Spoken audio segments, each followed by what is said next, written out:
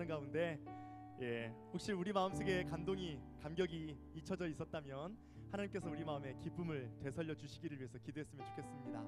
혹시 하나님에 대한 우리의 헌신과 다짐의 열정이 식어져 있다면 우리 오늘 함께 찬양하고 기도하고 또 말씀을 듣는 이 시간을 통해서 하나님을 향한 우리의 열정과 우리의 다짐이 새로워지는 귀한 시간 되었으면 좋겠습니다. 여러분들 그렇게 고백하시죠? 아멘. 함께 기도하고 나아가겠습니다. 하나님 고맙습니다. 새날을 우리에게 허락해 주시고 새로운 예배를 우리에게 허락해 주시고 새로운 마음을 허락해 주시니 감사합니다.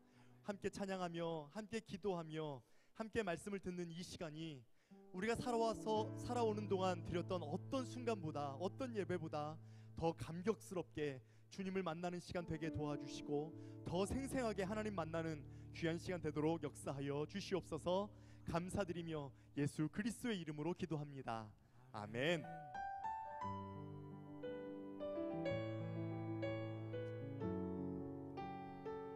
내 평생 사는 동안 주님을 찬양하리. 마음의 진심을 다해서 하나님을 찬양합시다. 할렐루야.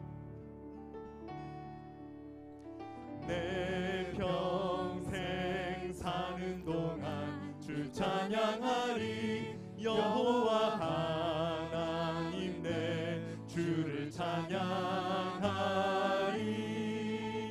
주님을 묵상하니 즐겁도다. 내 영혼 주 안에서 참 기쁘리. 다시 한번 고백합시다. 내 평생 사는 동안 내 평생 사는 동안 주 찬양하리. 여호와 하나님 내 주를 찬양하리.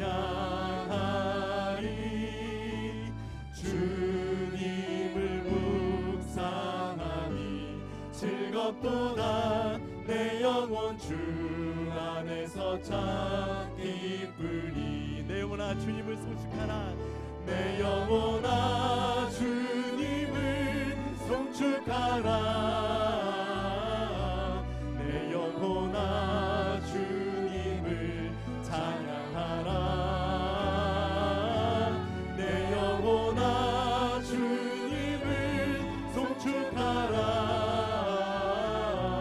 내 영혼아 주님을 찬양하라. 내 평생 사는 동안 주님을 찬양하리.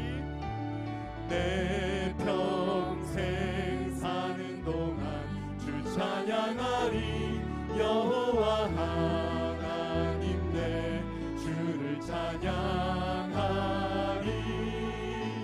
주님을 묵상하니 즐겁도다. 내 영혼 주 안에서 참 기쁘리. 여러분 자신에게 명령하십시오. 내 영혼아 내 영혼아 주님을 송축하라.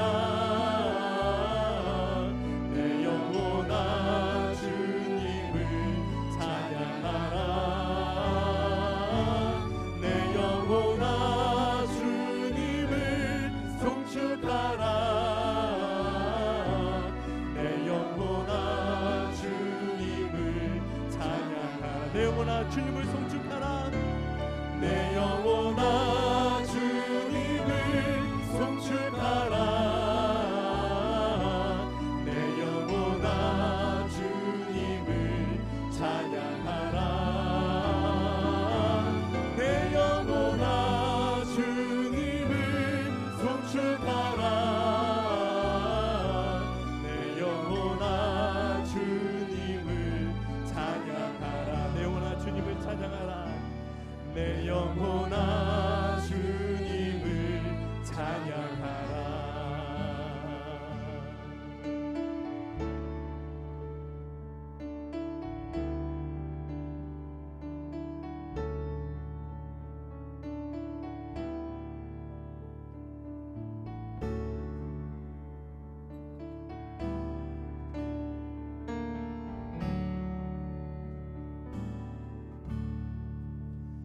내 모든 시험 무거운 짐을 주 예수 앞에 아뢰이면 중심에 쌓인 날 돌아보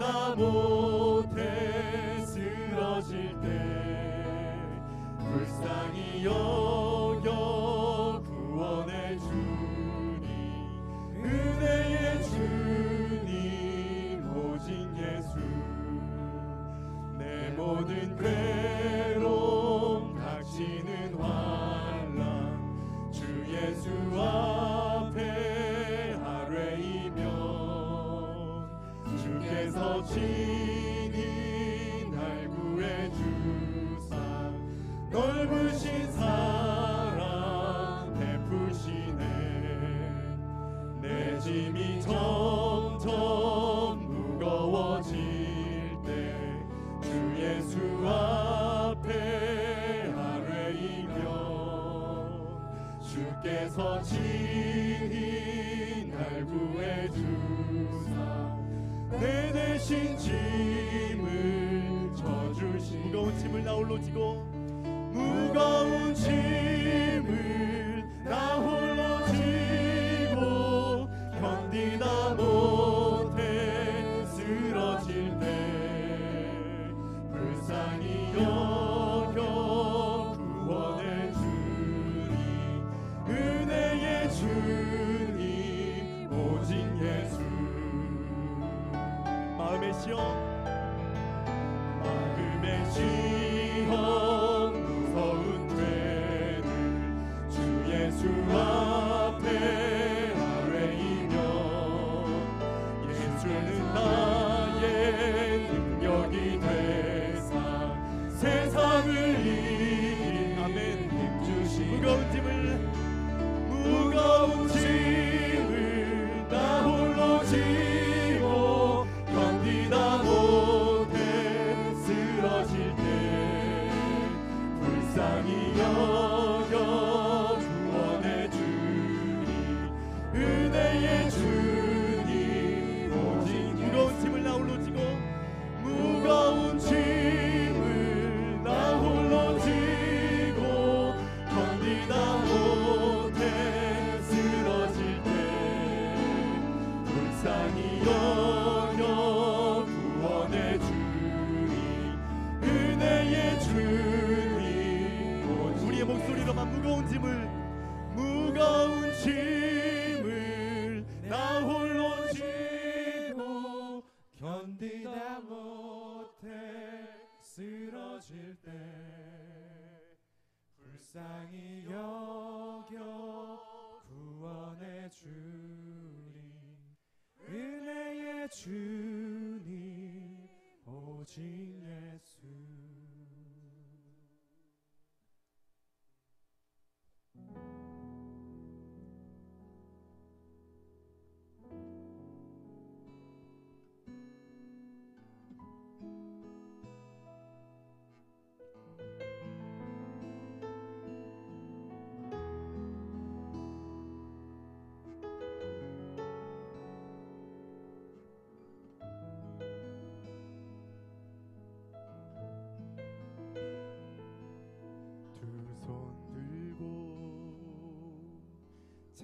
찬양합니다. 다시 오실 왕 여호와께 오직 주만이 나를 다스리네.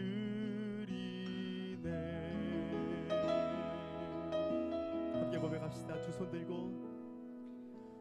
손 들고 찬양합니다. 다시 오실 왕 여호와께 오직 주만이 나를 다스리네. 나 주님만을 섬기리. 나 주님만을 섬기리. 헛된 마음 버리고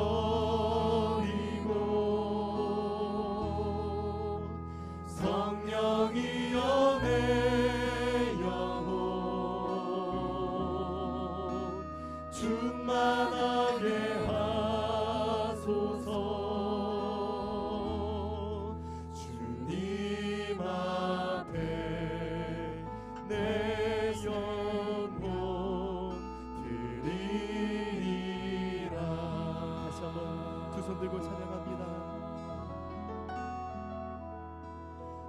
손 들고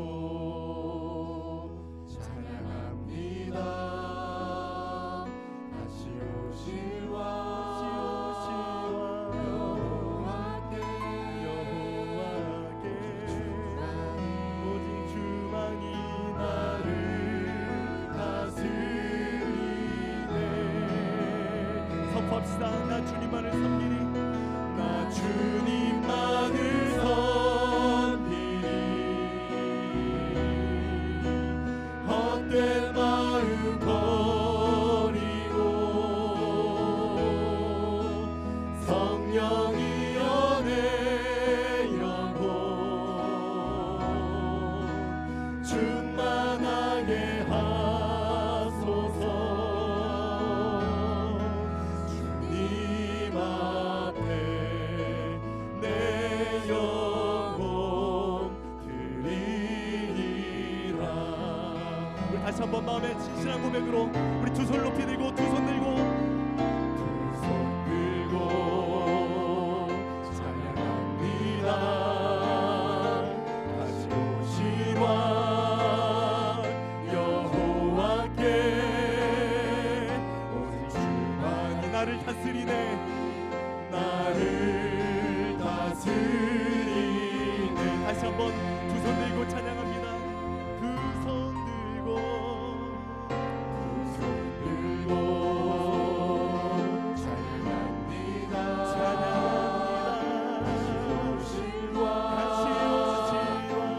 여호와께 오직 주만이 나를 다스리네. 선포합시다. 나 주님만을 섬기리. 나 주님만을 섬기리. 헛된 마음 버리고 성령이여 내 영혼 성령이여 내 영혼 충만하게 하소서. 다시 한번 나 주님만을 섬기리. 나 주님만을 섬기리. 헛된 마음 버리고 헛된 마음 버리고 성령이여 내 영혼 충만하게 하소서. 충만하게 하소서. 주님 앞에 내 영혼 드림. 주님 앞에 내 생명, 주님 앞에 내 생명, 주님 앞에 내 인생, 주님 앞에 내 인생, 내 인생 드리리라.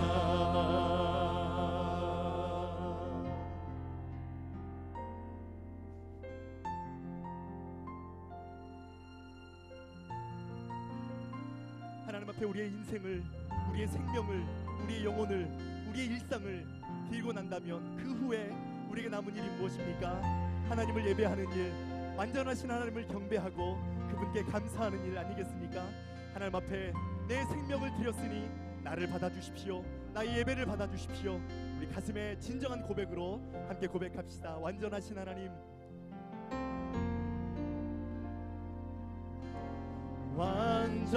완전하신 나의 주 의의 길로 날 인도하소서. 행하신 모든 일 주님의 영광 다 경배합니다. 다시 한번 고백합시다. 완전하신 나의 하나님, 완전하신 나의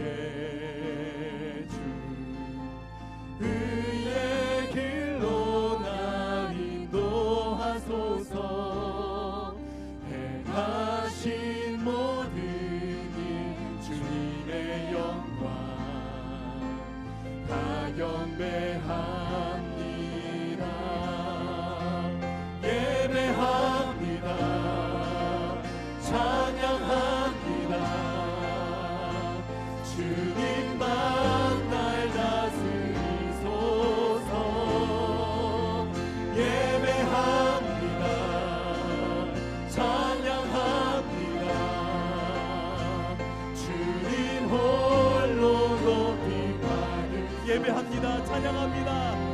예배합니다.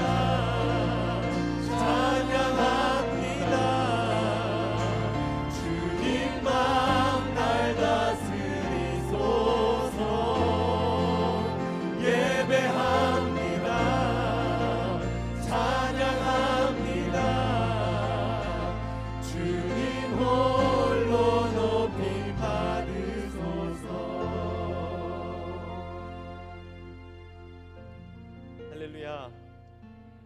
우리 주님의 평화가 여러분의 심령과 가정과 일터에 충만하시길 축복합니다. 형제 자매들께도 축복의 인사를 좀 해주시겠습니까? 정말 보고 싶었어요. 이렇게 한번 인사해 주십시오.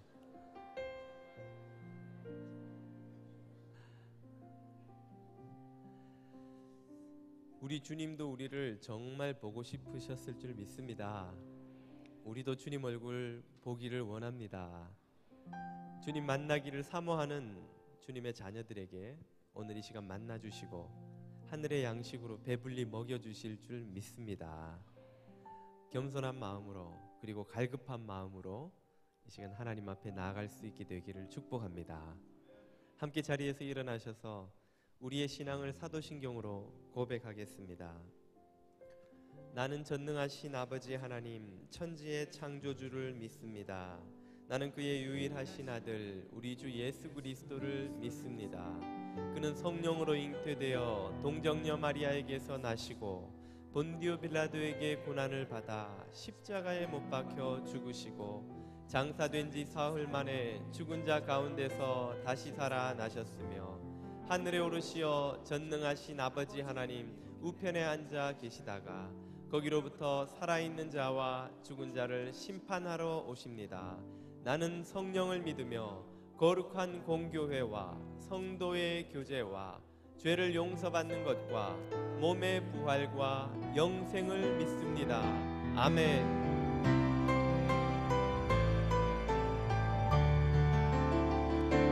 주의 영광 이곳에 가득해 우린 선의 주님과 함께 찬양하며 우리는 전진하리. 모든 열방 주 볼 때까지 주의 영광 이곳에 가득해 주의 영광 이곳에 가득해 우린 선의 주님과 함께 찬양하며 우리는 전진하리. 모든 열방 주 볼 때까지 모든 열방 주 볼 때까지 모든 열방 주 볼 때까지 모든 열방 주 볼 때까지 모든 열방 주 볼 때까지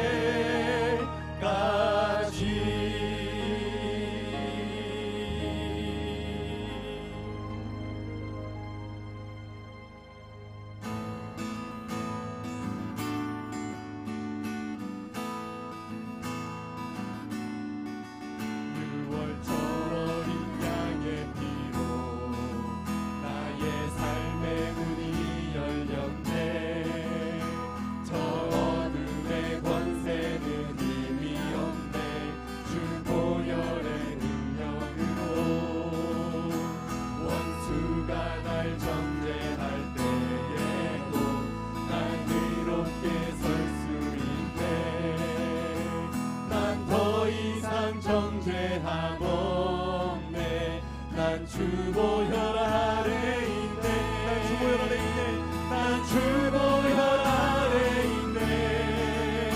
그 피로 내 죄 사했네. 하나님의 그늘 날 거룩해 하시었네. 난 주보혈 아래 있네. 원수의 어떠한 공격에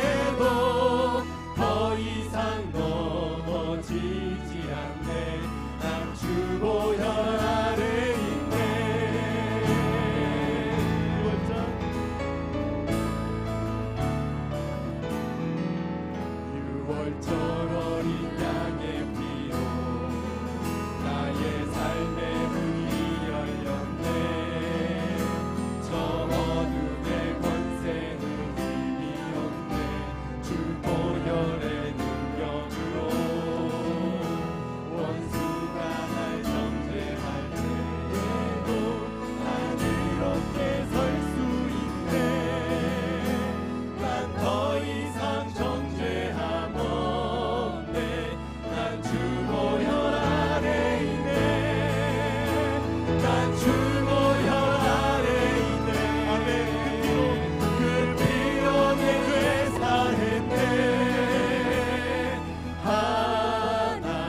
하나님의 긍휼 날 거룩해 하시었네. 난 주 보혈 아래 있네. 난 원수의 어떠한 공격에도 더 이상 넘어지지 않네. 난 주 보혈 안에 난 주 보혈 안에 있네. 난 주 보혈 안에 있네. 그 피로 내 죄 사했네. 하나님의 긍휼 날 거룩해 하시었네. 난 주 보혈 안에 있네. 난 원수의 어떠한 공격에도 더 이상 넘어지지 않네. 난 주 보혈 아래 있네. 다시 한번 고백합시다. 난 주 보혈 안에 있네. 난 주 보혈 아래 있네. 그 피로 내 죄 사했네. 피로 내 죄 사했네. 하나님의 긍휼 날 거룩해 하시었네. 난 주 보혈 아래 있네. 난 원수의 어떠한 공격에도 더 이상 넘어지지 않네. 난 주 보혈 아래 있네. 난 주 보혈 안에 있네. 난 주 보혈 아래 있네. 난 주 보혈 안에 있네. 난 주 보혈 아래 있네.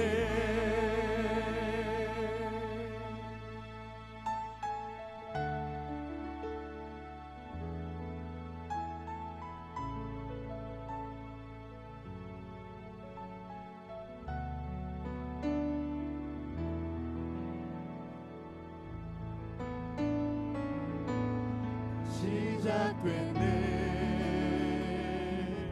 우리 주님의 능력이 나의 삶을 다스리고 새롭게 하네.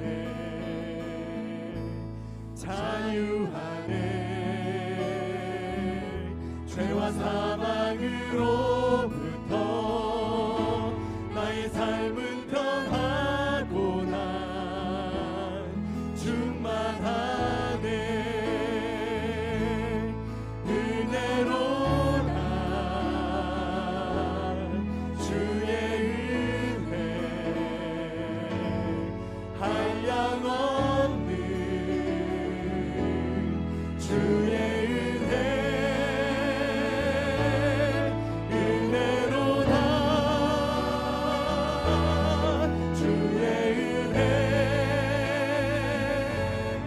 변함없는 신실하신 주의 은혜. 시작됐네. 우리 주님의 능력이 시작됐네. 우리 주님의 능력이 나의 삶을 다스리고 새롭게 하네. 자유하네. 죄와 사망으로부터 나의 삶은 변하고 충만하네. 충만하네. 은혜로 난 주의 은혜 한량없는 주의 은혜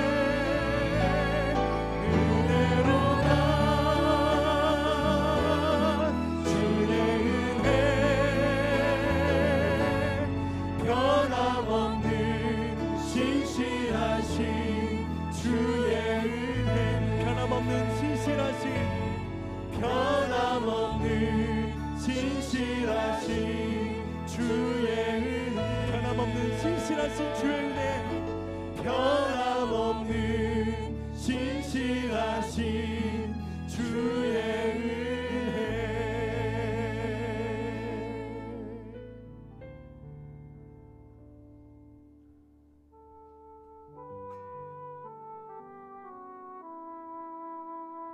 변함없는 신실하신 하나님의 은혜, 매일 아침마다 새롭게 되는 그 은혜를 시간 우리 마음을 다해서 함께 고백합시다. 할렐루야.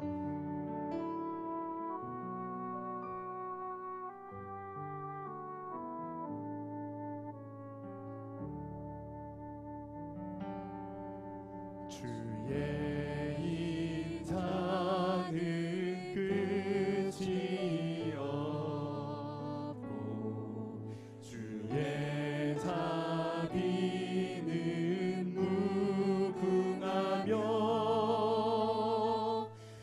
아침마다 새롭고 늘 새로우니 주의 성실이 금이라.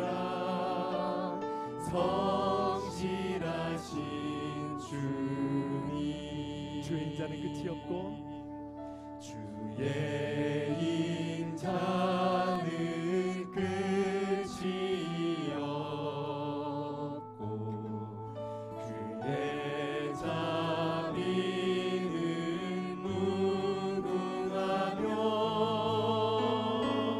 아침마다 새롭고 늘 새로우니 주의 성실이 금이라. 성실하신 주님. 우리의 마음을 다해서 다시 한번 주의 인자는 끝이 없고 그의 자비는 무궁하며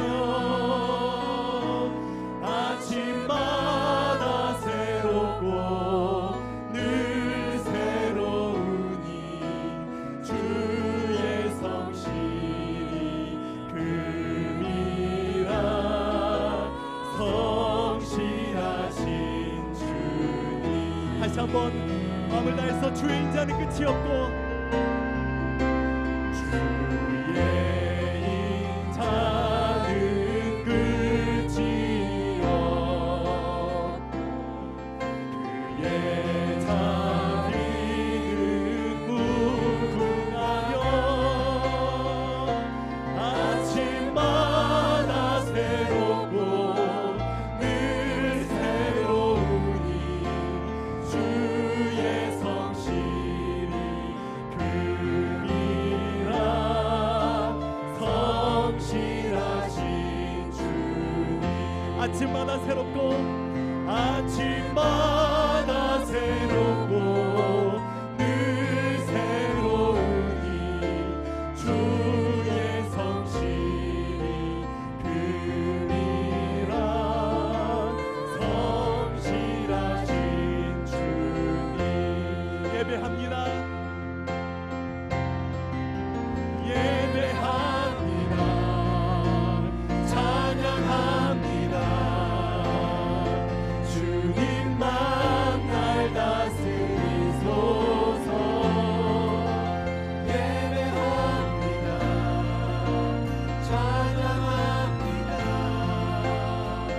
주님 홀로 높이 가리. 예배합니다. 찬양합니다. 예배합니다. 찬양합니다. 주님만 날 다스리소서. 예배합니다. 찬양합니다. 주님 홀로. 다시 한번 우리의 목소리로만 예배합니다. 예배합니다.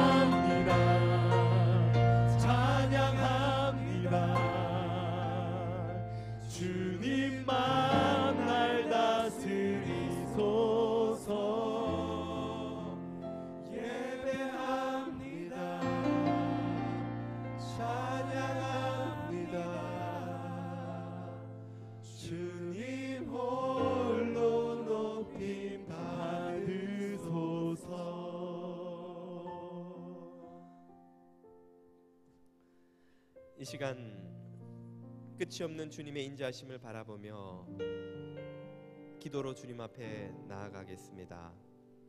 다 함께 참회와 간구의 기도를 드리시며 우리 주님의 존전 앞까지 지성소 깊은 곳까지 나아가 그리스도의 십자가를 바라보고 보혈의 공로를 의지하며 기도드리겠습니다. 함께 기도드립니다.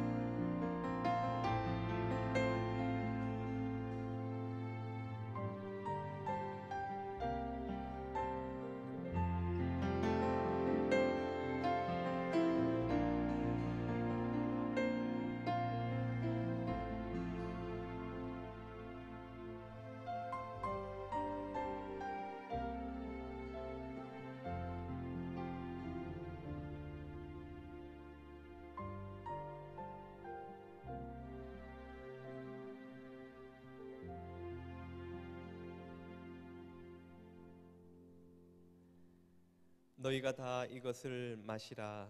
이것은 죄 사함을 얻게 하려고 많은 사람들을 위하여 흘리는 바 나의 피 곧 언약의 피니라. 아멘.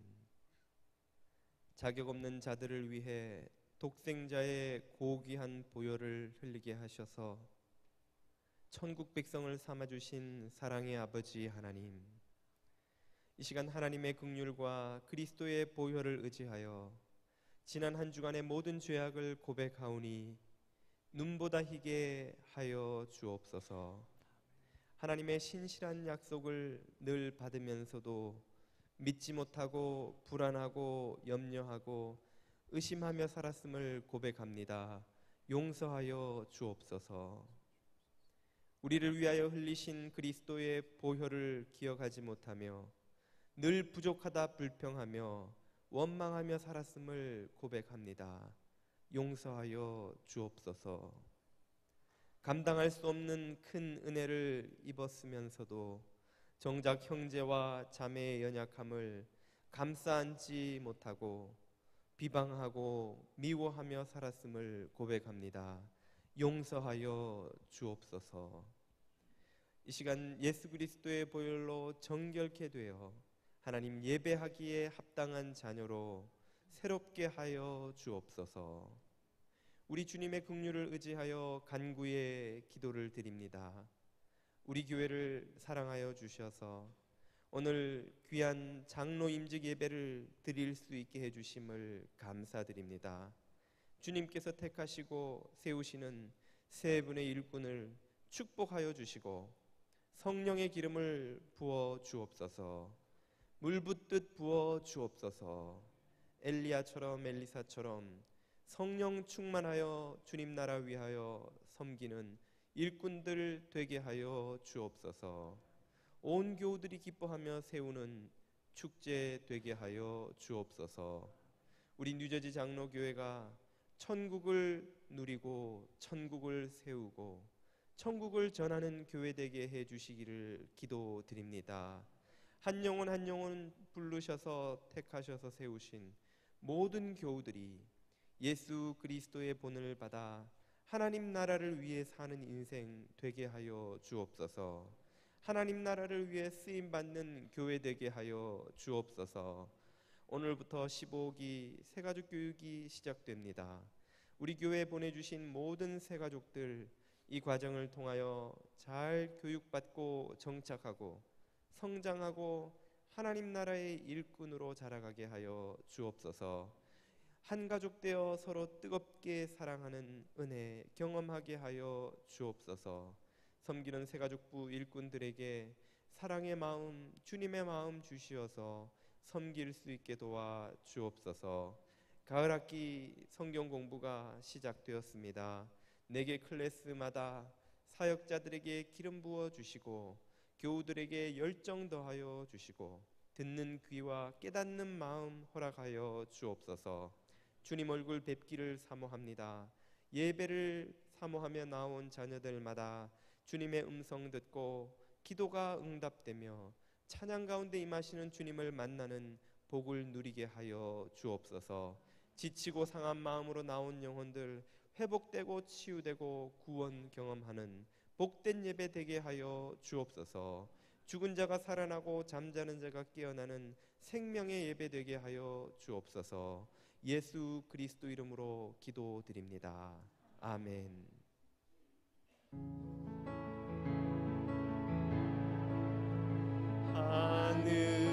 하늘에 계신 아버지 이름 거룩하사 주님 나라 임하시고 뜻이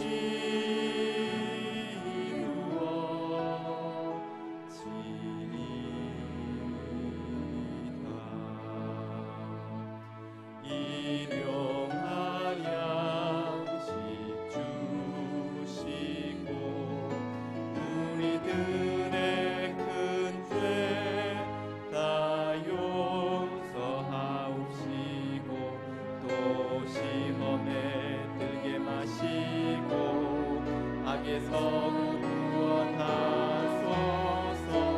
내게 주의 나라 주의 권세 주의 영광 영원히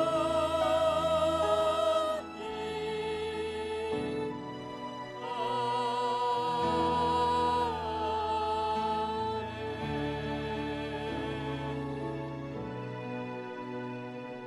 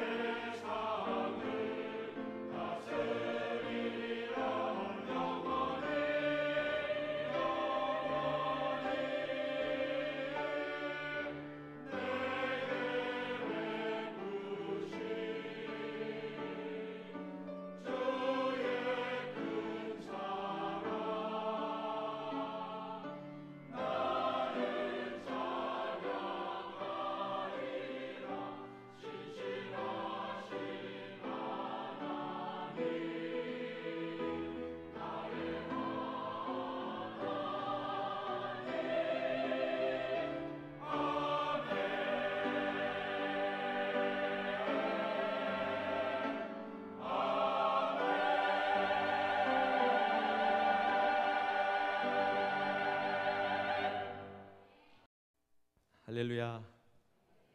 은혜로운 찬양 감사드립니다.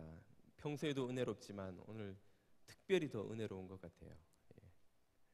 우리 찬양대 중에 사부 찬양대가 최고로 잘하는 거 여러분 다 알고 계시죠?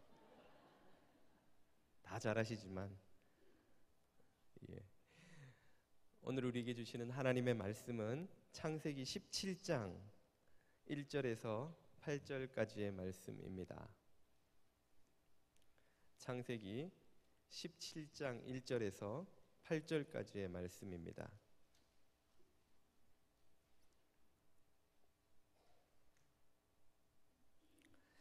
(1절을) 자매님이, (2절을) 형제님이, 마지막 절은 다 함께 읽어서 끝까지 읽어보겠습니다. 자매님부터 시작. 아브라함이 99세 때에 여호와께서 아브라함에게 나타나서 그에게 이르시되 나는 전능한 하나님이라. 너는 내 앞에서 행하여 완전하라. 내가 내 언약을 나와 너 사이에 두어 너를 크게 번성하게 하리라 하시니 아브라함이 엎드렸더니 하나님이 또 그에게 말씀하여 이르시되 보라, 내 언약이 너와 함께 있으니 너는 여러 민족의 아버지가 될지라. 이제 후로는 내 이름을 아브라함이라 하지 아니하고 아브라함이라 하리니 이는 내가 너를 여러 민족의 아버지가 되게 함이니라. 내가 너로 심히 번성하게 하리니 내가 내게서 민족들이 나게 하며 왕들이 내게로부터 나오리라. 내가 내 언약을 나와 너 및 내 대대 후손 사이에 세워서 영원한 언약을 삼고 너와 내 후손의 하나님이 되리라. 내가 너와 내 후손에게 내가 거류하는 이 땅 곧 가나안 온 땅을 주어 영원한 기업이 되게 하고 나는 그들의 하나님이 되리라. 아멘. 먼저 이런 말씀을 드리게 되어 권사님들께 양해의 말씀을 부탁드립니다. 어제 설교 준비를 하다가 잠이 들었는데 우리 교회 한 권사님이 꿈에 나타나셔서 제게 말을 거시는 겁니다. 권사님이 가까이 오시더니 하시는 말씀이 목사님, 우리 할머니들이 다 발발 떨어요. 아니 왜 권사님들이 떨고 계십니까? 죽으면 천국 못 갈까 봐 발발 떨어요. 그러시는 겁니다. 잠에서 깼는데도 이 짧은 대화가 제 머릿속을 떠나지 않고 맴돌았습니다. 제게는 이 꿈속의 대화가 이 설교를 향한 하나님의 계시처럼 들렸습니다.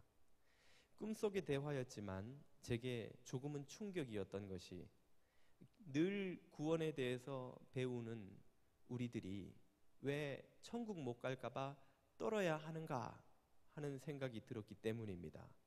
그런데 좀 더 곰곰이 생각을 해보니 이해 못할 바도 아니었습니다. 우리는 보이지 않는 하나님의 약속보다 눈에 보이는 현실이 더 생생하게 다가오는 존재들이 아닙니까? 그래서 약속을 듣고도 또다시 현실의 나의 연약함, 부족함, 신실치 못함을 바라보면 하나님의 구원의 약속에 대한 의심이 생기기도 하는 것입니다. 어디 어르신들만 그렇겠습니까? 생각을 해보면 젊은이들도 어르신들만큼 죽음에 대해서 깊이 생각하지 않을 뿐이지 하나님의 은혜와 그분의 구원에 대해서 수시로 의심을 갖는 것이 사실 아닌가 하는 생각이 들었습니다. 우리는 수시로 신앙과 불신앙의 경계선을 널뛰듯 왔다 갔다 하는 존재들입니다. 오늘 확신을 가졌다가도 내일 또 의심이 듭니다. 오늘 은혜 받고 감격했다가도 잠시 후 또 죄에 넘어지고 자신에게 실망하고 그리고 나를 향한 하나님의 사랑이 의심이 되는 것이 우리들입니다. 그런 우리들이 어떻게 하나님의 변함없는 사랑과 신실한 동행하심과 그리고 마지막 심판에서의 완전한 구원을 조금의 의심도 없이 확신할 수 있을까요? 그리고 확신할 수 있다면 도대체 무엇 때문에 우리가 그렇게 할 수 있는 것일까요? 우리는 오늘 본문의 주인공인 아브라함을 통해서 바로 그 답을 얻어보려고 합니다. 오늘 읽은 창세기 17장은 하나님이 아브라함에게 나타나셔서 언약을 맺으시는 장면입니다. 긴 본문의 대표적인 구절 하나만 읽어보자면 2절에 다음과 같은 약속이 등장하지요. 내가 내 언약을 나와 너 사이에 세워 너로 심히 번성케 하리라 하시니, 하나님은 아브라함에게 번성의 약속을 주셨습니다. 이 번성은 아브라함에게 자녀를 주고 그 자녀들이 바닷가의 모래알처럼 많아지는 그런 풍성해지는 번성을 말하는 것이겠지요. 이 번성이라는 단어는 그러나 성경에 처음 나오는 단어가 아닙니다. 창세기 1장 28절을 보면 하나님이 남자와 여자를 창조하신 후에 생육하고 번성하라 하실 때의 그 번성과 이 번성이 정확히 같은 단어입니다. 그리고 창세기 9장 7절로 가보면 홍수 이후에 노아에게 너 역시 생육하고 번성하라 약속을 주실 때 사용했던 그 번성과도 정확히 같은 단어입니다. 그러므로 인간이 번성하는 것은 하나님께서 창조하실 때부터 마음에 품고 계셨던 계획이라는 것을 알 수가 있죠. 저와 여러분 모두를 향한 하나님의 계획은 생육하고 번성하는 것입니다. 이런 번성의 복이 여러분의 삶에 임하시기를 축복합니다. 하나님께서 아브라함에게 나타나셔서 약속을 주시는데요, 이 약속은 아브라함에게도 처음 주신 약속이 아닙니다. 아브라함의 생애에 하나님은 4번 나타나셔서 번성의 약속을 주시지요. 창세기 12장, 15장, 17장 그리고 18장이 그 장면들입니다. 대표적인 구절들 하나씩만 들어보시죠. 창세기 12장 2절에 내가 너로 큰 민족을 이루고 내게 복을 주어 내 이름을 창대하게 하리니. 15장 5절에도 약속을 주십니다. 그를 이끌고 밖으로 나가 이르시되 하늘을 우러러 뭇별을 셀 수 있나 보라. 또 그에게 이르시되 내 자손이 이와 같으리라. 그리고 세 번째로 오늘 본문에서 번성의 약속을 주시죠. 그리고 18장 10절로 가보면 그가 가라사대 기한이 이를 때에 내가 정녕 너에게로 돌아오리니 너의 아내 사라에게 아들이 있으리라 하시니. 하나님은 아브라함에게 4번이나 반복해서 나타나셔서 똑같은 번성의 복을 다시금 약속해 주십니다. 아니, 아브라함이 철부지 아기도 아니고 한 번만 말하면 알아들을 텐데 왜 4번이나 반복해서 똑같은 약속을 다시 언약을 맺으신 것일까요? 그 이유는 아마도 아브라함이나 우리나 하나님의 약속을 쉽게 믿지 못하는 연약한 존재이기 때문이 아닐까 생각됩니다. 우리는 앞에서 말씀드린 것처럼 보이지 않는 하나님의 약속보다 보이는 현실에 더 영향을 많이 받지요. 그래서 하나님의 약속을 듣고도 잊어버립니다. 또 듣고 다시 확인하고 또다시 마음에 새기지 않으면 오늘 가졌던 확신도 내일 하루만 자고 나도 희미해지는 것이 우리들인 것이죠. 그래서 전에도 말씀드렸지만 마틴 루터는 갈라디아서 주석에서 교회는 갈라디아서를 가르치고 또 가르치고 다시 가르치고 또 다시 가르쳐야 한다라고 강조했던 이유도 아마 그와 같은 이유 때문이라 생각합니다. 더더군다나 하나님이 주신 약속은 언뜻 들어서 도저히 믿을 수가 없는 불가능해 보이는 약속입니다. 아브라함에게 주신 약속을 다시 한번 들어보십시오. 이번에는 4절입니다. 내가 너와 내 언약을 세우니 너는 열국의 아비가 될지라. 하나님이 주신 약속은 아브라함의 후손이 수많은 민족을 이루어서 수많은 나라의 백성이 된다는 말씀이죠.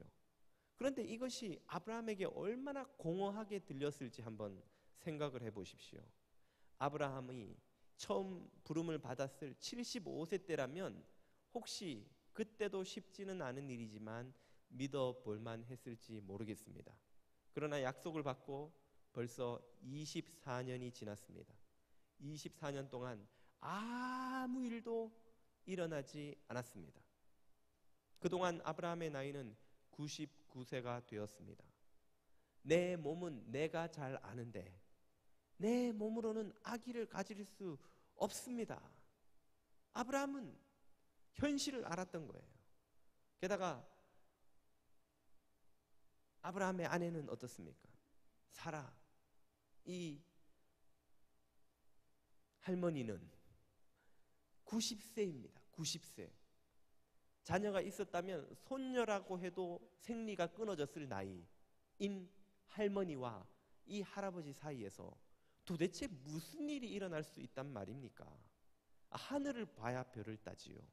손도 안 잡고 지낸 지가 20년이 지났는데 그 할머니하고 리얼한 표현이 나올 뻔했군요. 여러분이 상상하십시오. 그 할머니하고 이 할아버지 사이에서 도대체 무슨 일이 일어날 수 있단 말입니까? 하나님의 약속이 너무나 공허하게 들리는 거예요. 못 믿을 것처럼 들리는 겁니다. 그래서 실제로 아브라함은 하나님의 약속을 의심했습니다. 하나님의 약속을 들은 아브라함의 반응을 본문 17절과 18절에서 한번 보십시오. 아브라함이 엎드려 웃으며 웃었다. 이걸 전문 용어로 어이가 없다 이렇게 표현하는 거죠. 아브라함이 듣고 보니까 어이가 없는 거예요. 웃음이 나오는 거예요. 그래서 입으로 말하면 불경스러워질까 봐 심중에 이르되 혼자 속으로 이르기를 100세 된 사람이 어찌 자식을 낳을까? 사라는 99세니 어찌 생산하리요 하고 안 된다고 이미 결론을 내린 것이죠. 안 되는 일을 지금 하나님은 된다고 말씀하시는 겁니다. 그래서 아브라함은 하나님께 훈수를 둡니다. 하나님, 정신 차리세요. 꿈에서 깨세요. 현실을 알려드릴 테니까 제가 가르쳐드리는 이 차선책을 주의 깊게 들어보세요 하고 18절에서 제안을 하죠. 그 제안이 아브라함이 이에 하나님께 고하되 이스마엘이나 하나님 앞에 살기를 원하나이다. 서자지만 이미 태어난 이스마엘이나 살려주셔서 상속자로 삼아 주십시오. 지금 이 나이에 무슨 적자로 아들을 또 제가 얻을 수 있단 말입니까? 하고 하나님께 차선책을 가르쳐 드리는 거예요. 훈수를 두는 겁니다. 제안을 하는 것이죠. 하나님이 우리에게 주신 약속도 곰곰이 생각해 보면 아브라함이 믿을 수 없었던 그 약속보다 조금도 덜하지 않습니다. 하나님이 저와 여러분의 죄를 그냥 용서해 주신대요. 우리가 아무것도 하지 않았는데, 우리가 수도 없이 그분을 실망시키는데 우리를 떠나지 않으시고 실망하지 않으시고 우리와 늘 동행하신답니다. 금방 결단하고 돌아서서 싸우고 죄짓고 속이고 음란하고 빼앗고 자기 것 챙기는 이 인간을 하나님이 변함없이 사랑하신답니다. 그리고 별로 나아지는 것 같지도 않은 나를 영원한 심판으로부터 이런 반구 죄를 묻지 않으시고 건져주신답니다. 이 약속이 여러분 선뜻 믿어지십니까? 곰곰이 앉아 생각해 보면 믿을 수가 없는 약속인 거예요. 그래서 자꾸만 의심이 드는 겁니다. 그래서 자꾸만 우리의 신앙이 흔들리는 겁니다. 그 약속을 믿을만 하면, 쉽게 믿을 것 같으면 흔들릴 리가 없지요. 자꾸만 안 믿기는 거예요. 생각을 해봐도 믿을 수가 없는 거예요. 그러니까 우리도 아브라함처럼 이스마엘이라는 차선책을 주님 앞에 내세우지요. 주님, 그냥은 도저히 못 믿겠습니다. 대신에 제가 수고를 좀 할게요. 예배를 열심히 드리겠습니다. 헌금도 많이 하겠습니다. 도네이션도 하고 선교도 다녀오고 봉사활동도 가고 이런저런 선한 일을 좀 내세울 만한 걸 저도 하게 해 주십시오. 했지요? 그때에 하나님이 저를 용서하신다는 말씀을 하셔야 저도 좀 낯이 덜 민망하고 주님도 체면이 서실 것 아닙니까? Give and take, 주고받고 상식적으로나 현실적으로나 이성적으로나 이게 맞지요. 이렇게 하시지요 하고 우리도 이스마엘을 내세우는 아브라함처럼 차선책을, 현실적인 대안을 하나님 앞에 내놓습니다. 하나님의 약속은 너무나 비현실적으로 들리는 거예요. 이 죄인을 주님이 그냥 용서하신다니요. 이 많은 죄를 주님이 그냥 씻어주신다니요. 믿어지지 않는 것이죠. 한마디로 말해서 이것은 불신앙입니다. 아브라함이 하나님의 약속을 못 믿었듯이 우리도 하나님의 약속을 신뢰하지 못하고 의심에 사로잡히고 걱정하고 염려하고 하는 모든 것은 불신앙이지요. 이런 불신앙을 하나님은 어떻게 대하십니까? 이런 불신앙을 가지고 신앙과 불신앙 사이를 널뛰듯 하는 우리들을 하나님은 포기해 버리시지 않으실까요? 아브라함을 대하는 하나님의 모습을 보면 그 답을 알 수 있습니다. 아브라함이 이렇게 속으로 웃으며 하나님께 불신앙을 드러내었을 때 하나님이 그에게 무엇이라고 말씀하십니까? 19절을 보십시오. 하나님이 가라사대 아니라 아니라. 어디서 예배하나요? 밖이 아니고 아니라. 이해 못하셨으면 그냥 넘어가십시오. 아니라 아니라는 거예요. 그리고 말씀하시기를 내 아내 사라가 정령은 반드시 끝끝내 정말로 너희에게 아들을 낳으리니 너는 그의 이름을 이삭이라 하라. 내가 그와 내 언약을 세우리니 그의 후손에게 언제까지 지속되는 영원히 지속되는 언약이 되리라.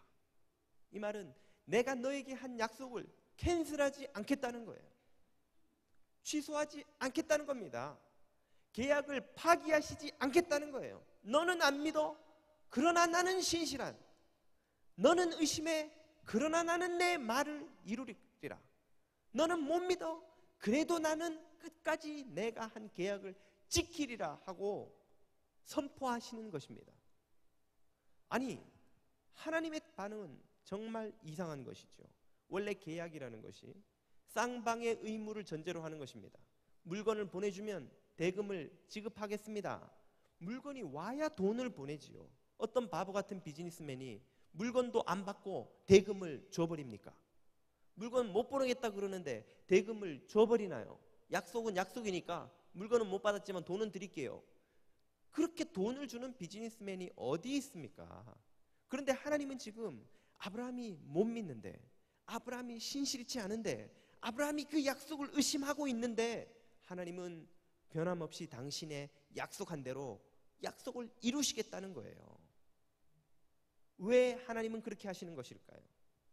그 비밀은 하나님이 우리와 맺으신 이 계약, 언약의 독특성에 있습니다. 어떤 점에서 독특합니까? 모든 계약은 대등한 쌍방이 상호 간의 의무를 수행한다는 걸 전제로 맺어집니다. 그런데 하나님이 우리와 맺으신 이 계약은 상호 간에 대등한 쌍방이 맺는 계약이 아닙니다. 그리고 그 사이에 맺어진 조건도 대등한 의무를 기록한 계약도 아닙니다. 완전히 일방적인 일방통행의 원웨이 계약이라는 것이죠. 그 사실을 우리는 오늘 읽은 본문에서 알 수가 있는데요. 오늘 읽은 본문 1절에서 8절은 하나님과 아브라함 사이의 계약서 내용입니다. 계약서란 A는 B에게 다음과 같이 한다, B는 A에게 다음과 같이 한다는 상호 의무를 기록하고 있죠. 그리고 계약 당사자가 누구이며 이 계약이 무슨 계약인지를 그 계약서는 밝히고 있죠. 오늘 성경에서 하나님이 작성하신 계약서가 어떻게 생겼는지 한번 들어보십시오. 본문 2절부터 보시면 내가 내 언약을 나와 너 사이에 세워 너로 심히 번성케 하리라 하셨는데, 여기서 놀라운 것은 계약을 맺는 주체가 나와 너가 아닙니다. 계약이란 원래 쌍방이 있어야 되는 것 아닙니까? 내가 너와 계약을 맺는다가 아니에요. 내가 계약을 맺는다는 겁니다. 누구의 계약입니까? 나와 너 우리의 계약이 아니고 내 계약을 맺는다예요. 그리고 A가 B에게 해야 한다는 의무 조항만 가득합니다. 내가 너에게 이렇게 해 주리라 약속하시죠.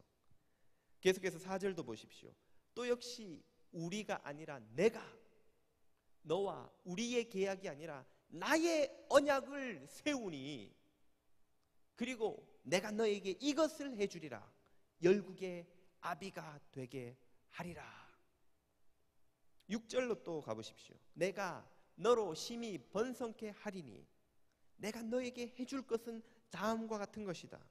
7절 내가 나의 언약을 나와 너와 너의 대대 후손 사이에 세워. 역시 계약의 주체는 나입니다. 그 계약은 하나님의 계약이지 아브라함의 계약이 아닙니다. 8절 내가 너와 내 후손에게 너의 우거하는 이 땅 곧 가나안 일경으로 주리라. A가 B에게 줄 의무를 밝히고 있습니다. 계약 끝. 이런 계약이 어디 있습니까? A는 B에게 다음과 같은 것을 한다. 끝.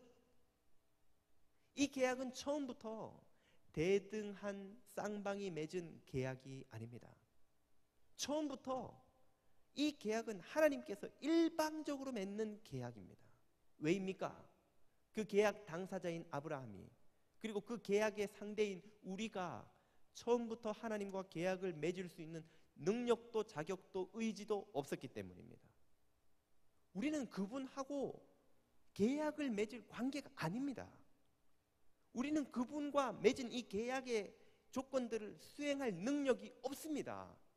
우리는 그분과 계약을 맺어야 하는지도 몰랐고 계약을 맺을 생각도 없습니다. 아예 처음부터 거룩한 삶으로 하나님을 기쁘시게 하겠다는 의지 자체가 우리 안에 없었습니다. 그런데 하나님은 아브라함을 찾아오셨어. 일방적으로 아브라함을 택하시고 부르시고 계약 맺고 나는 아브라함에게 다음과 같이 하리라 막 쓰고 사인해버리시는 거예요. 너도 사인해라.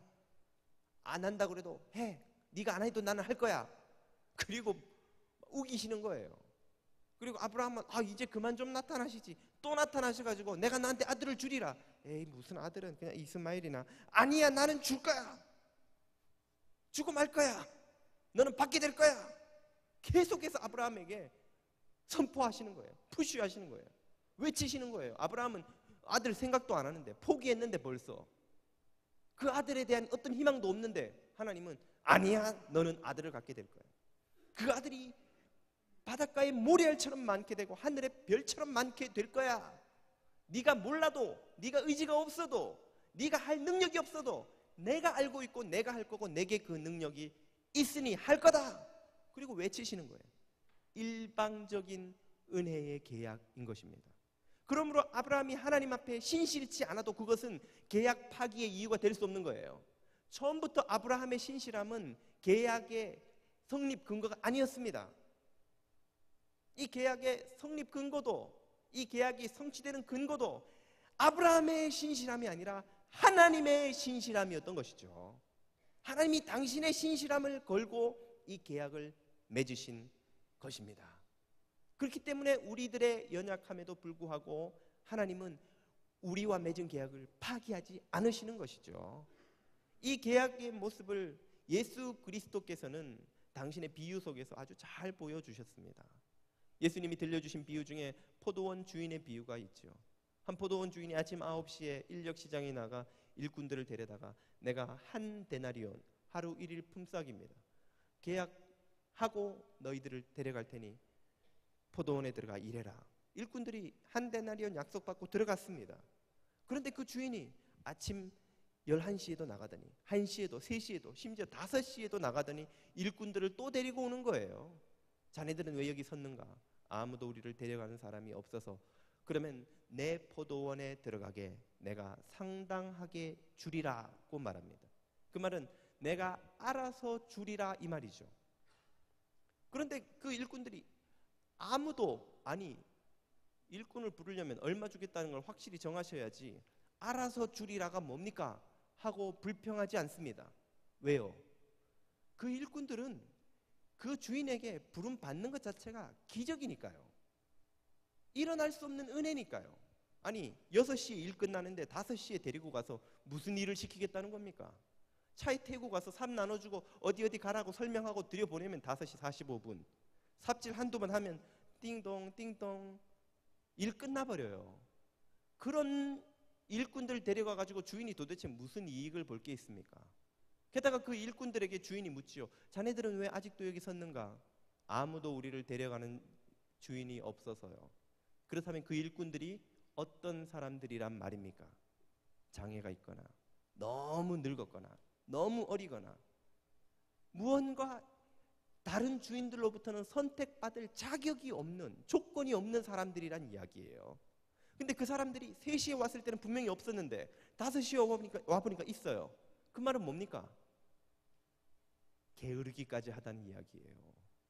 오후 4시, 5시 돼서 일터에, 인력시장에 나왔다는 이야기입니다. 왜 나왔어요? 왜 나왔을까요? 집에 있어봐야 어차피 굶고 골문 배를 안고 자는 건 똑같으니까 나온 거예요. 그런데 주인은 그러면 왜 그런 일꾼들을 픽업해서 데리고 갑니까? 그냥 놔두면 굶은 채로 또다시 잠들 것이 틀림없기 때문입니다. 그 사람들에게 얼마라도 쥐어서 보내려고 부르는 거예요. 그렇기 때문에 그 일꾼들이 차 타고 가면서도 내가 알아서 주리라 하는 주인의 말에 아무 소리 안 하는 겁니다. 아니 아무 소리 못 하는 거죠. 뭘 뭐 내세울 게 있어야 얼마로 합시다라고 계약을 하죠. 이것이 바로 하나님이 우리와 계약 맺으실 때에 하나님과 우리 사이의 관계인 거예요. 하나님은 처음부터 계약 맺을 때 주님 저도 의무가 있겠습니다. 이렇게 할게요. 웃으십니다. 하나님이 네가 하는 것으로 내가 무엇 얻을 것이 있겠느냐. 내가 너와 계약 맺는 이유는 너에게 뭘 얻어내려고 하는 것이 아니다. 내가 너에게 복 주려고 하는 것이다. 내가 너를 번성케 하기 위해 창조했고 그 번성의 복을 지금 주려고 너와 계약 맺는 것이다. 너는 신실할 수도 있고 아닐 수도 있지만 틀림없이 신실함과 거리가 멀지만 나는 무조건 너에게 신실하리라 하고 맺는 계약인 것입니다. 이유가 없는 거예요. 우리를 그냥 자격도 능력도 의지도 없는데 우리를 불러서 계약을 맺으시는 것이죠. 그러므로 우리들의 불신실함에도 불구하고 하나님은 당신의 계약을 파기하시지 않는 분인 줄 믿습니다. 그러므로 우리들의 불신실함에도 불구하고 하나님은 변함없이 신실한 분인 줄 믿습니다. 하나님의 이 신실하심을 신뢰하실 수 있기를 축복합니다. 여러분 마음속에 하나님의 이 신실함에 대한 굳은 믿음이 있으시기를 축복합니다. 하나님께서 물론 우리에게 요구하시는 것도 있습니다. 계약서를 다 써놓고 밑에 PS, 각주, 추가 해놓고는 한마디 덧붙이시죠. 너도 할 일이 물론 있다. 예? 그게 뭔가요? 아브라함에게 9절부터 10절에 이렇게 말씀하십니다. 하나님이 또 아브라함에게 이르시되 그런즉 너는 내 언약을 지키고 내 후손도 대대로 지키라. 뭘 지키라는 말씀인가요? 10절 너희 중 남자는 다 할례를 받으라. 이것이 나와 너희와 너희 후손 사이에 지킬 내 언약이니라. 하나님은 아브라함에게 할례를 요구하셨습니다. 이것이 모세 시대에 가면 십계명과 같은 율법으로 확장되죠. 그리고 신약 시대에 오면 사도 바울은 이 할례가 곧 세례와 같은 것이라고 선언합니다. 골로새서 2장 11절에 사도 바울의 선포를 보십시오. 또 그 안에서 너희가 손으로 하지 아니한 할례를 받았으니 곧 육의 몸을 벗는 것이요 그리스도의 할례, 영의 할례니라. 그 영의 할례가 무엇입니까? 12절 너희가 세례로 그리스도와 함께 장사되고, 세례를 통해서 그리스도와 함께 장사되고 또 죽은 자 가운데서 그를 일으키신 하나님의 역사를 믿음으로 말미암아 그 안에서 함께 일으키심을 받았느니라. 세례를 통해서 그리스도와 함께 죽었다가 살아나는 경험을 하게 된다는 말씀이죠. 바로 이 세례가 아브라함에게 있어서 할례와 같은 것입니다. 아브라함은 창세기 12장부터 22장까지 이 17장을 전후해서 여전히 불신앙의 모습을 잃어버리지 않습니다. 아브라함은 수시로 하나님의 약속을 의심합니다. 흉년 들었다고 물어보지도 않고 이집트로 도망갔다가 온갖 고생을 다 합니다. 2번이나 아내를 팔아먹습니다. 자기 안전을 위해서. 이런 불신실하고 요즘 말로 찌질하고 믿음 없는 신앙인이 어디 있습니까? 그런데도 하나님은 아브라함에게 할례를 받으라.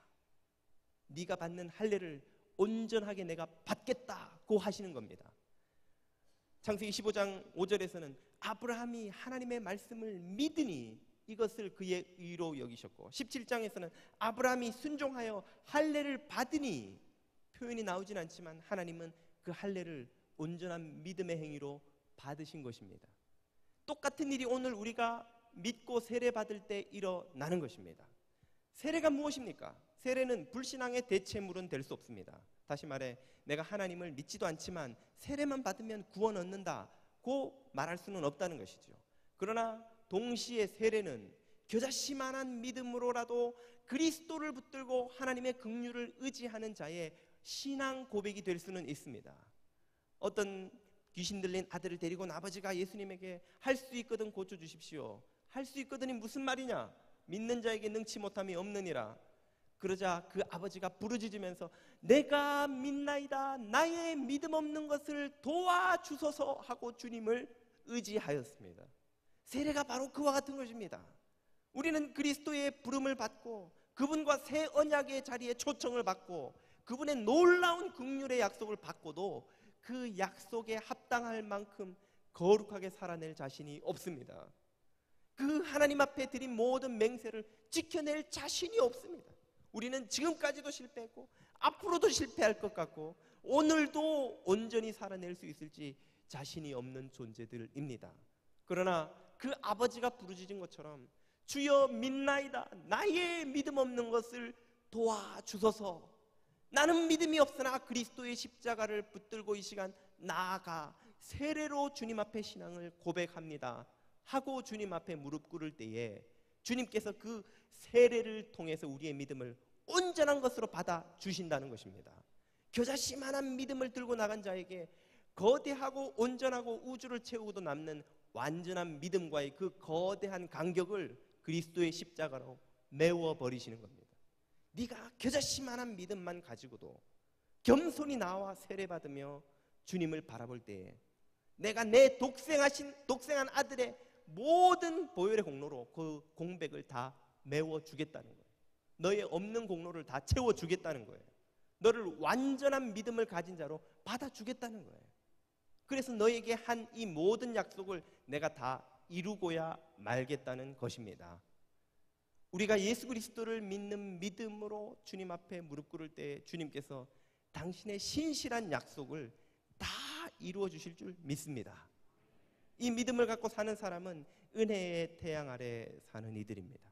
의심의 소낙비에 믿음의 옷이 수시로 졌지만 다시금 은혜의 태양 아래 설 때에 언제 그랬냐는 듯이 뽀송뽀송하게 말라버리는 것이죠. 젖었던 옷이 깨끗이 뽀송뽀송하게 마르고 새 옷처럼 변화되는 역사가 은혜의 태양, 긍휼의 태양에 의해서 변화가 일어나는 것입니다. 사랑하는 교우 여러분, 우리들의 불신실함이 하나님의 신실함을 깨뜨릴 수 없음을 믿으시기를 축복합니다. 우리들의 연약함에도 불구하고 하나님은 당신의 약속에 영원토록 신실하실 것임을 믿으시기를 축복합니다. 그 신실한 약속을 붙들고 승리하는 여러분 되시기를 다시 한번 주님 이름으로 축복합니다.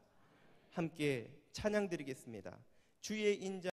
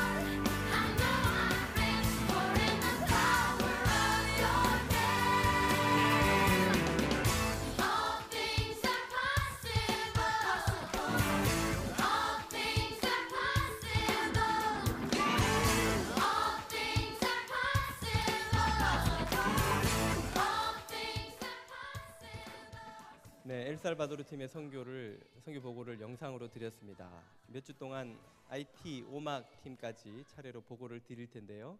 이번 여름 기도해 주시고 후원해 주신 교우 여러분들께 다시 한번 진심으로 감사드립니다. 내년에는 더 풍성한 선교가 될 수 있도록 계속 관심 가져주시기를 부탁드립니다. 이 시간에 이 세상에 온 생명을 축복하는 시간 잠깐 가지겠는데요. 박재홍, 이지은 집사님 가정의 둘째 아들 시율이 위해서 기도하는 시간 갖겠습니다. 예, 첫째가 시온이죠. 시온이, 시율이, 예, 아주 예쁩니다. 예, 시율이 좀 클로즈업 해봐 주시겠어요?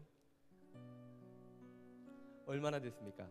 한 달 조금 됐는데. 네, 한 달. 이제 시율이 한 달 됐네요, 그죠? 클로즈업 돼요? 예. 아유, 얼마나 예쁜지 모르겠습니다. 시온이, 시율이 아들만 둘이니 셋째 딸 한번 시도. 화이팅. 예. 아들 딸 이게 황금 비율입니다. 그렇게 되기를 축복합니다. 네, 우리 시율이 위해서 잠깐 기도드리겠습니다.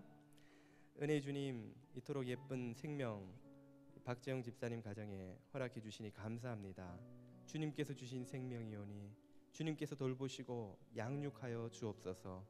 키와 지혜가 자라감에 따라 하나님과 사람에게 사랑스러워 가셨던 예수님처럼 자라게 하여 주옵소서. 자라는 동안 아프거나 다치거나 병드는 일 없게 하시고 튼튼하고 예쁘고 건강하게 자라나서 하나님 나라와 민족과 이 미주 땅에 귀한 일꾼으로 쓰임받는 아들 되게 하여 주옵소서. 지혜와 사랑으로 양육하는 은혜 아빠 엄마에게 허락해 주옵시고 주님께서 이 가정에 영원토록 호주가 되어 주시고 축복하여 주시고 인도하여 주시기를 간절히 구하며 예수 그리스도 이름으로 기도드립니다. 아멘. 네. 시우리에게 세상에 자랐다고 환영의 박수 한번 주십시오. 감사합니다. 네. 내 자녀의 아빠가 되기를 축복합니다. 계속해서 교회 소식 전하겠습니다. 오늘 저희 교회 방문해 주신 새가족 여러분들 진심으로 환영합니다. 언제든지 카드를 작성하셔서 등록을 신청하실 수 있겠고요. 전재용 집사님 가정 오늘 등록하셨는데요. 마치고 새가족실에 들러주시면 제가 인사드리고 기도하는 시간 가지겠습니다. 나가실 때 입구에서 새가족 일꾼들의 안내를 받아주시면 되겠습니다. 잠시 후에 오후 2시부터 이곳에서 장로 임직 예배가 있겠습니다. 교우 여러분 다 함께 하셔서 축하해 주시고요. 오늘은 임직 예배로 3시에 출발하는 버스는 4시 30분으로 시간이 변경되겠습니다. 체육부에서 어린이 축구단 가을 모임이 시작됩니다. 주보 안내 참고해 주시고요. 이남 선교에서 주관하는 선교사 및 미주 기독교 방송 후원 기금 마련 땅콩 판매가 예배 후에 입구에서 있겠습니다. 땅콩도 드시고 선교 후원도 해주시면 좋겠습니다. 미국 레드크로스 적십자와 함께하는 헌혈 행사가 7일 주일에 있는데요. 아직 많은 신청자란이 비어 있습니다. 교우 여러분 관심 가져주시고 함께 참여해 주시기를 부탁드립니다. 기타 교회 소식도 참고해 주십시오. 함께 찬양 드리며 나아가겠습니다.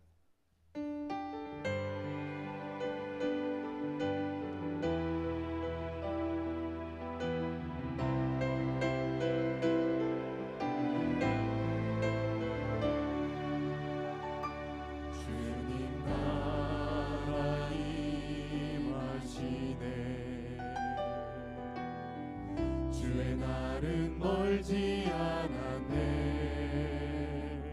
너는 일어나 주를 따르라. 하나님 널 부르시네. 세상은 아직 어둠 속에 빛 되신 주 보기 원하네. 너는 일어나 그 빛을 바라라. 주님의 영광 내게 임했네. 일어나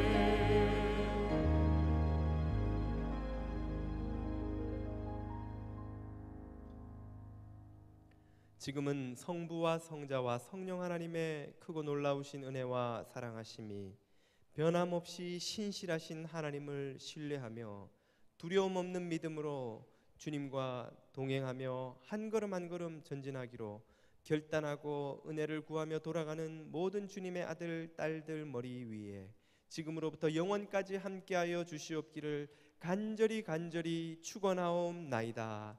아멘.